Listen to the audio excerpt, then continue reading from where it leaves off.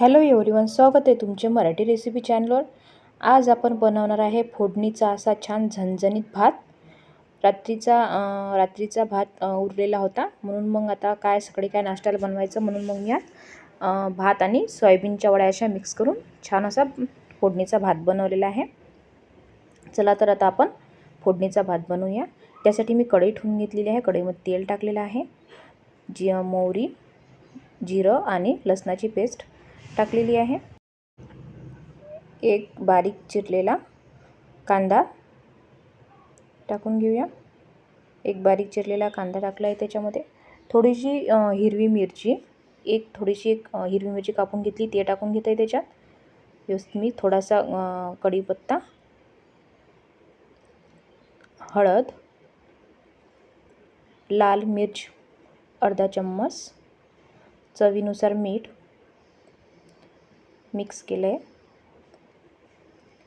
सोयाबीनच्या वड्या मी अशा छान उकडून घेतलेल्या आहे मीठ वगैरे टाकून। त्या थोड्या बारीक केल्या आहे। एकच्या दोन केलेल्या अशा कापून घेतलेल्या आहे, जास्त बारीक पण नाही। ते आपण त्यात टाकून घेतले। आता त्या व्यवस्थित मिक्स करत आहे अशा थोड्याशा छान अशा खरपूस येईपर्यंत। नंतर टमाटर मी टमाटर कापून घेतले आहे, ते पण त्यात टाकून घेत आहे। छान असं झालेलं आहे। थोडासा मॅगी मसाल्याने छान टेस्ट येते भाताची। पूर्ण असं छान असं खरपूस होईपर्यंत व्यवस्थित होऊ द्यायचं। ते छान झालेलं आहे। नंतर आता बघा, रात्रीचा भात होता तो आपण आता त्याच्यामध्ये टाकून देऊया थोडा थोडा। एकदम नाही टाकायचा, थोडा थोडा टाकायचा, म्हणजे व्यवस्थित आपल्याला फिरवता येते। हे बघा, त्याच्यामध्ये मी टाकून घेत आहे, मिक्स करून घेते।